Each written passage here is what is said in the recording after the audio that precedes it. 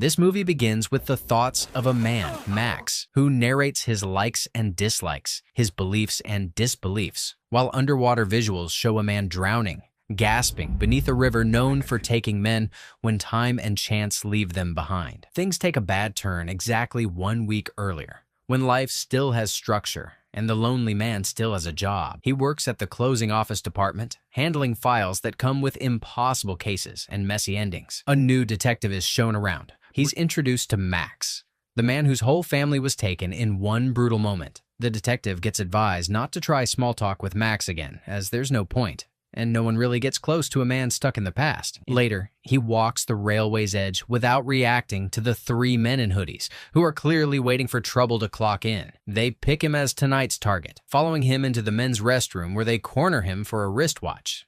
But he already knows what's coming, as in fact, he's been watching Doug for a while now. Next, they accuse him of stealing the accessory. But Max doesn't argue because he's more interested in what they'll do when he doesn't flinch. Doug's crew makes a move and our protagonist retaliates by punching the armed one straight in the face, sending them all scrambling into bathroom stalls while he fires shots after them like he's checking plumbing with bullets. The leader tries to act unbothered, putting on the crazy.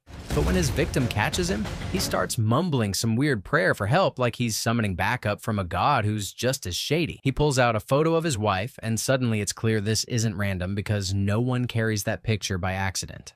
Doug keeps rambling and giving nothing useful, but his voice just adds to Max's rage until even the silence would have been more helpful. One of his boys wanders down the train tracks, but he isn't alone because a shadow-like figure begins stalking him.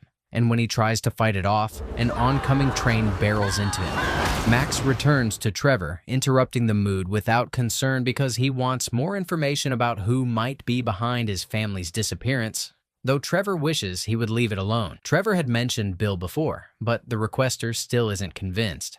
And when the informant refuses to say anything new, his ear gets twisted as a warning, making it clear the intruder is not done asking. The poor guy looks stuck, like someone holding on to more than he's saying. But before things can go further, Natasha steps in from the side, having watched the scene and choosing to end it before it escalates. She tries to keep things calm, but Mona shows up soon after and wastes no time putting her sister in her place, showing no softness, even though they're related. The reason behind Mona's attitude isn't clear, but Max speaks up, asking her to let Natasha be. And while the dominant one usually doesn't listen to anyone, this time she backs off and walks away with her suited men. Trevor's continued pleas to leave are ignored, and the stubborn man follows his hunch deeper into the building until he enters a private room with several women around in various states of undress, touching and kissing each other without concern. He watches from the doorway without hiding, but then Jack appears beside him, bald, silent, and covered in tattoos along his arm, and he stares at Max with a fixed look that doesn't break. No words are exchanged, and neither makes a move, as the moment settles between them like a line that might be crossed at any second. It's a silent face-off between both men, but it doesn't last long, because Natasha, one of the women from the room, steps out and cuts through the tension. She walks up to her target and leans in close, whispering something suggestive in his ear. Something that plants a thought she knows how to stir. He follows her without saying a word, and Jack watches them go while letting out a faint smirk that fades into something more uncertain, like maybe even regret. Because if there's one thing about the woman, it's that she's hard to resist. Somewhere else in the party, a woman drinks from a small vial, and not long after, she begins to feel a presence above her, a shadow that creeps over her and sends a cold wave down her spine. The man brings his companion home, and before they're even fully inside, she starts kissing him while he remains still and detached. She keeps going anyway, removing her dress and lying on the bed with her legs parted, offering herself without hesitation. She knows her potential love interest is struggling, and she thinks this might be what he needs, someone who can play the part, becoming a placeholder for what he's lost and promise to give him what he's been craving for. But that offer only disgusts him, so the illusion breaks, and his frustration rises as he tells her to get out immediately, his face hard and unforgiving. Natasha is caught off guard, clearly not expecting rejection, and when she asks if he means it, he doesn't waver. The blow is undeniable, And though she tries to cover it by laughing it off, there's no hiding how deeply her pride's been hit. She walks out, mocking him with her laughter as if to save face, but Max knows it's bitterness masked as amusement. And he watches her leave, angered by how she tried to cheapen something he's been grieving for. Out on the street, the lady walks alone, still on the phone with Owen, speaking casually without realizing Jack is following her from above, jumping from rooftop to rooftop and staying just out of sight. Then her night takes a turn as two large bat-like demons appear and begin to chase her, using the same trick they're known for, by sending their shadows ahead to stir fear before striking. Natasha runs, but panic overwhelms her, and she trips, landing hard. Gathering herself is tough, and soon they're on her, tearing through the silence while she screams in terror. Morning comes, and the cold office Max works in is buzzing more than usual.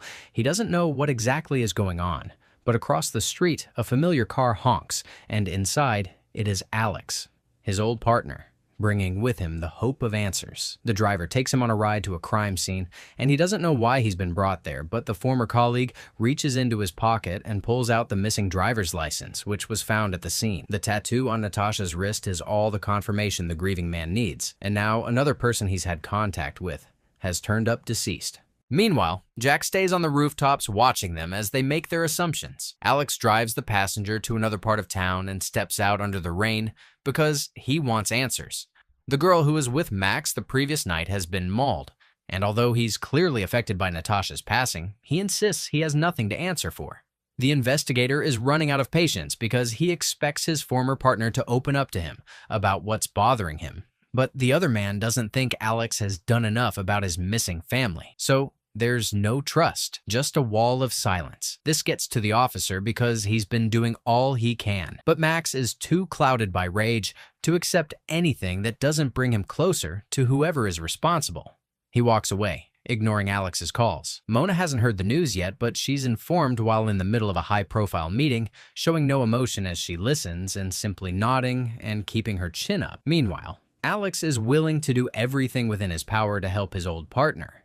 So he flips through Natasha's case file and spots something interesting, a mark on the wrist of the deceased. He quickly checks Michelle Payne's case file and finds that exact same mark on her wrist too. And now, something is beginning to make sense. The detective tries calling his former colleague to share this theory, but the call doesn't go through. Mona, being someone of high profile, is handed all the details and evidence related to her sister's demise. Two names stand out: Owen, the man Natasha called just before her attacker arrived, and the brooding investigator whose wallet was in her possession. Eventually, the message reaches its intended recipient, stating there's a link between the two cases, and Alex wants to tell him more about it. The recipient is sharp enough to realize something about the timing doesn't sit right. His former partner should have reached out much earlier, so he rushes to his place. When he gets there and finds the doorknob broken, he senses something is wrong, so he arms himself. He gains access and starts calling out, but there's no answer, which makes him more anxious. All he can hear is the creaking sound of a door swinging open and shut. Just by the exit, the detective's body lies lifeless, with sound coming from that same door, and a bright light flashing on Max's face with each swing. Before he can react, he's attacked by a masked figure who kicks him in the face and clearly intends to end him. He loses a lot of blood in seconds and drops his gun, but he manages to escape a final blow by pulling out the backup weapon from his ankle holster and firing. The attacker may have been hit, but as the shot rings out, the sky turns red. He wakes up in a hospital bed and finds BB, an old associate who's now retired, sitting by him. The visitor explains what the authorities think went down at Alex's place, and from their point of view, suspicion is already falling on Max. But he doesn't care what anyone thinks. He'll show up in person and wait for whoever has the guts to say it to his face. The loss in town has been nothing short of disturbing, and the news outlets keep tossing theories around, but no one really knows what's going on. Everyone's just guessing. BB takes Max over to Acer Pharmaceutical, his former workplace, and also where Michelle used to work. Ms. Horn, the boss, welcomes them at the entrance and offers whatever help she can, especially regarding Alex's case. Later in BB's office, he tells his guest about the company's plan to honor Michelle with an art scholarship in her name. The man doesn't say much as he's not exactly moved, but still, it's a decent gesture. BB then hands over a funeral suit and the two head out for the service. Krista, Alex's wife, is drowning in grief, and the presence of her husband's closest friend only makes things worse. Her sorrow quickly turns to anger, and she walks up to her target, slapping him across the face before unloading everything she's been holding in. She blames Max for pushing her husband too far, says he never once appreciated him, and she's convinced that he might still be alive if the man had just shown a bit of gratitude. Krista makes it clear that she never wants to see him again. After the funeral, the former agent gets an unexpected visit from Jim, the guy from Internal Affairs. At the office, the investigator tries to ask questions about everything that's been going on, and the man in black plays it cool, answering like it's no big deal. Jim points out how both Natasha and Alex died shortly after being around the same person, but the ex-cop has heard enough. He gets up and walks out mid-conversation like he's clocked out for the day. That doesn't sit well with Jim, who later pulls BB aside and basically puts him in charge of keeping tabs on his friend. He wants BB to keep an eye on him, dig a little, and maybe get him to open up. According to Jim, the guy needs serious help. Leaving the building, the former partner lets BB think they're leaving together, but ditches him at the elevator and heads to the homicide division, which used to be Alex's old turf. Everyone there can't believe he showed up. To them, he's the guy responsible for the fallen detective's demise, and they don't hide how they feel, throwing insults and shade, while the lone wolf keeps walking straight to the office that once belonged to his colleague. He locks the door and starts turning the place upside down, searching for anything the late officer might have left behind. Outside, the others are shouting and banging on the door, completely fed up with his audacity. By the time Alex's boss finally breaks through, the man has already gone out the window with whatever evidence the deceased had been saving for him. Later that night, BB finds him brooding at the back of a bar. The ex-agent has already made up his mind that his friend definitely knew something. BB, however, isn't entirely convinced. He figures the other man might have stumbled on something, but the grieving soul is past theories. He's certain the truth seeker was snuffed because of what he knew, and he doesn't have the patience to argue. Without another word, the lone figure walks off, leaving BB. Eventually, with nowhere else to go, the ex-cop finds himself wandering dimly lit streets.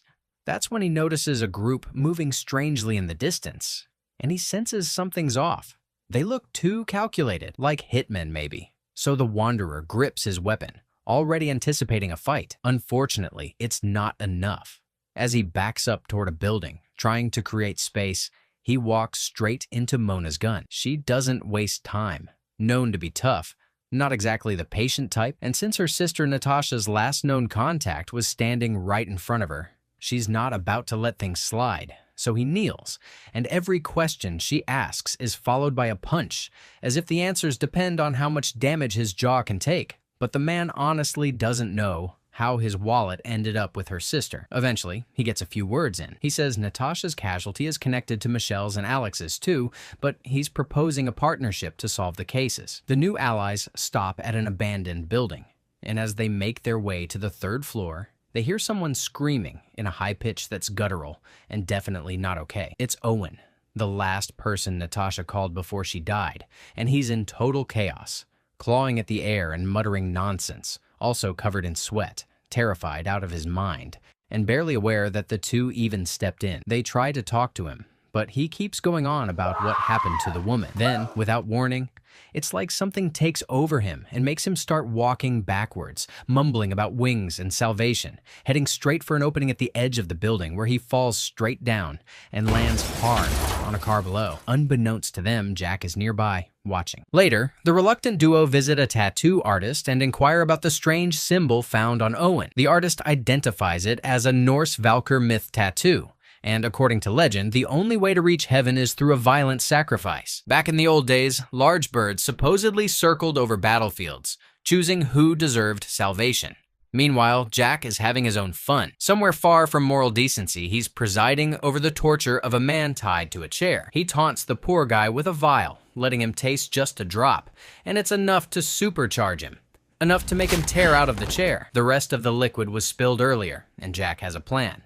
While the man laps up what's left of the liquid gold, the sadist pulls out a machete, and what follows is brutal and very final. The journey continues for the unlikely team, and although the former detective drives them to an old building, he's not even allowed to hang around because it's Lincoln's turf, and Lincoln doesn't exactly do visitors. Mona heads in while the ex-detective waits, and once inside, she wastes no time asking what they're up against. With her sister gone and more deaths piling up, She needs clarity. Lincoln doesn't hesitate, and he tells her the tattoos they've seen aren't just creepy symbols, but are devil's marks. According to him, something dark is moving through the town, and unfortunately, it's not done yet. He even names the person behind it all, and apparently, Jack's hideout is called the Ragnarok. Naturally, Mona wants to know how her new partner fits into all this, but Lincoln doesn't have good news. He warns her that the man she came with has uncovered things he was never supposed to, and because of that, strange things keep happening around him. He's convinced that anyone who stays close to Max might end up like Natasha. Meanwhile, the haunted man is already on the move again because he can't shake the voices playing in his head, as there's Doug's riddles and Owen's madness. Soon, he pulls into Aesir Pharmaceutical and heads straight to the records section, flipping through his wife's file until something stops him. It's Aesir's brand logo, and it's got a wing in it, the same wing linked to that Norse Valkyr mythology the tattoo artist mentioned. So the former officer finds BB and lays it all out, but things get tense when he starts pointing fingers. He's sure Michelle's supervisor, Jason, has something to do with this, especially since her file's incomplete. BB tries to defend Jason, but Max isn't buying it. And because of this, the older man decides it's time to get Jim involved, so he tells him everything. He starts from the beginning about how the ex-partner walked into his house one night to find men with machetes waiting, and how he had to fight for his life. He got two, but one slipped, and even though he survived, it didn't matter because Michelle didn't. Eventually, the shaken supervisor cracks, revealing the deceased's last project was a top-secret government assignment. Scientists were ordered to develop a formula that would make soldiers superhuman, but the project went south, with 99% of the test subjects biting dust. The few who did survive were left with hallucinations and violent cravings, and the government shut it down, but that wasn't the end of it. The late biochemist had become a target after one of the test subjects escaped, the same one that brutally ended her. Now, the man in the office is terrified and begs her husband to protect him, promising to spill everything. This time, the threat is coming from inside. Max leads him outside, but they're met by Aesir's armed security, and the whistleblower barely gets a word out before one of them shoots him clean in the chest. Caught off guard, the protagonist fires back and drops one assailant before ducking behind a wall. Bullets start flying across the compound, hitting everything but their intended target. The men aren't just reckless, it's like they've been ordered to shoot on sight, no matter who gets in the way. The marked man makes a run for it while taking out a few more, but he gets clipped in the arm. Still, he keeps moving until he runs straight into Jim, who locks the door behind them and tells him to turn himself in. Max refuses. And for him, being locked up just means silencing the truth. Before the internal affairs officer can argue, the door bursts open from the other side. The chaos gives the fugitive just enough of a window to slip away from the guards and from Jim, who's now furious. Later, Mona finds him in hiding and is stunned by what he's uncovered. The folder contains everything about the failed experiment, Project Valkyr. There's even a video archive showing the early trials, with footage of both the supervisors and the specimens. The first test subject on screen is none other than Jack. He's calm, smiling, and clearly enjoying the attention, talking openly about the drug, and he says he likes how fearless it makes him, how the enemy looks when they're terrified. Max doesn't need any more convincing, and he's done waiting, because the monster is going down. Mona warns him to think twice, but it's no use. She suspects he isn't afraid of going down, not if it means being with Michelle and their daughter again. And really, that's the end he's been chasing all along. Now, he's on the offensive, storming Ragnarok. He knocks out the first man at the door with a blow from his gun, and when two more guards come charging, he guns them down without breaking stride. The Avenger gains access to the storeroom, where all the drugs are kept in millions of vials, and also produced in-house.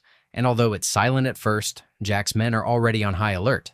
They burst in and start firing without aim, and instead of strategy, they rely on sheer luck, hoping at least one stray bullet hits the target. But the fugitive stays low and hides perfectly. And when the noise settles for just a second, he reappears and drops the two men with back-to-back shots from his pump action. However, he's nearly caught off guard when a soldier, positioned at a higher level, spots him and quietly takes aim. Yet a small sound betrays the marksman's location, and the ex-cop falls backward while firing up, and with two clean shots, the sniper eats dust.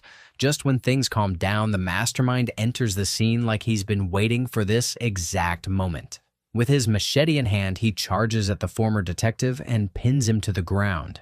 And while the man struggles beneath him, the assailant starts muttering references to Norse mythology, almost like a ritual. The villain raises the blade and is inches away from striking, but before it lands, a sudden gunshot rips through the tension.